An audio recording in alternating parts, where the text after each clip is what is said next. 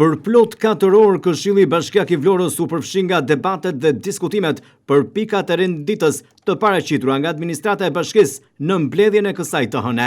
Një ndër pikat më të debatuara ishte pika 2 e renditës për miratimin e tarifës së ofrimit të shërbimit për zonën e plazheve të administruara dhe të tarifuara nga njësia e vetëqeverisjes vendore. Përpara se të kalojë në votim, pati debate dhe diskutime në lidhje me këtë projekt vendim. Këshilltarët e mazhorancës socialiste e cilësuan projekt vendimin e bashkisë si një mënyrë për të menaxhuar më mirë plazhet. Një analizë të tregut për çmimet, një çadër me 2 shezllone, Bashkia ka vendosur për një çmim 700 lekë për një çadër me 2 shezllone. Ky çmim shton konkurrencën në treg, ku kemi parasysh që në treg çmimet variojnë nga 1000 deri në 2000 lekë për një çadër. Duke u menaxhuar nga Bashkia, kemi shërbim më të mirë ndaj qytetarëve, kemi uljen e rrezikshmërisë dhe siguri më të madhe ndaj qytetarëve ndaj kryes të aktivitetit të plazhit në qytetin e Vlorës. Pra një çadër konsiderohet sipas këtij vendimi 9 metra katror. Bashkia ka qenë shumë e moderuar në vendosjen e 1000 çadrave, sepse aty kapaciteti maksimal është 2000 çadra.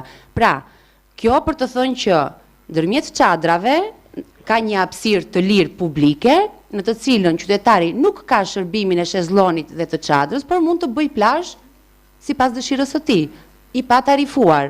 Pra kjo është vërtet është një sipërfaqe, një hapësirë plazhi e tarifuar, në të cilën mund të bëjmë pjesë dhe mund të marrin pjesë të bëjmë plazh dhe njerëz pa paguar tarifën pra. Por ndryshe nga këshilltarët socialist, ata të opozitës mendojnë se qytetarët rëndohen dhe se kjo politik që po ndërmerr Bashkia këtë vit nuk u shërben atyre. Edhe këtë projekt vendim për të marrë praktikisht njerëzve edhe ato pak lekë të cilët mund të kenë mundësi të bëjmë plazh në plazhin publik. Pra plazhi publik tashmë sipas Bruna Mersinit nuk do jetë më plazh publik, por do jetë plazh publik me pagesë. Unë e dëgjova dhe lexova dhe projekt vendimin, gjysma e atij territorit i cili praktikisht ishte gjithë i publik, sot do të kthehet plazh publik me partneritet publik-privat që ka zgjedhur Bruna se kujt do t'ia japi këtë plazhin bashkë me tarifimin në nivelet maksimale, të cilat ne kemi të përcaktuara në tarifimin e plazheve. Kjo është për t'i bërë çokën dikujt ose për ta çuar atje ku duam. Pjesa tjetër është si do ta tarifoni plazhin, ju s'keni kompani. Ju Vlora Investin e krijuat për këtë gjë. Si do ta tarifoni?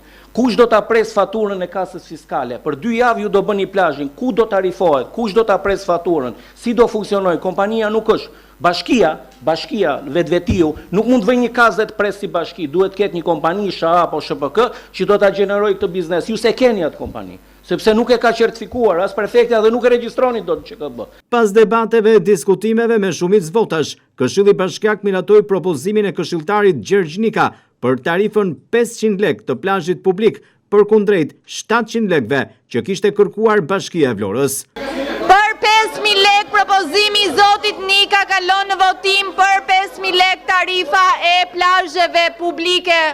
Sa veta janë pro, ju lutem ngrini kartonet, numëroj sekretarja. Faleminderit. 16 vota pro ishin për propozimin e zotit Nika për të pasur tarifën 500 lekë. Propozimi siç ka ardhur me tarifën 700 lekë, ju lutem kartonat, sa veta janë pro. Atëherë kalon propozimi i zotit Nika me 500 lekë tarifja e çmimit të çadrave. Por dhe pse ky projekt vendim u miratua, në fund të mbledhjes pas 4 orëve debate e diskutim, kryetaria e Këshillit Bashkiak të Vlorës, Elpiniqi Mërkuri, në momentin kur këshilltarët do të largoheshin, kërkoi nga sekretaria e Këshillit Bashkiak t'i njoftonte se pika 2 e renditës që kishte të bënte pikërisht me projekt vendimin për miratimin e tarifës së ofrimit të shërbimit për zonën e plazheve të administruara dhe tarifuara nga njësia e vetëqeverisjes vendore, do të rikthehej sërish në Këshillin Bashkiak, pasi nuk kishte marrë 26 votat e nevojshme, kur në fakt ai u miratua dhe gjithçka u transmetua live. E megjithatë, këto momente sollën edhe paqartësi tek vetë këshilltarët. Dhe diçka sqarim, qëndroni në sallë. Për sa i përket pikës 2 të rendit ditës, që kishte të bënte me, të lutem sqaroj sekretare. Një sekond. Kalojnë në votim, nuk mori kërë 26 vota pro, me që se është ndryshim tarife, do rikthehet përsëri në Këshill Bashkiak. Pika 2.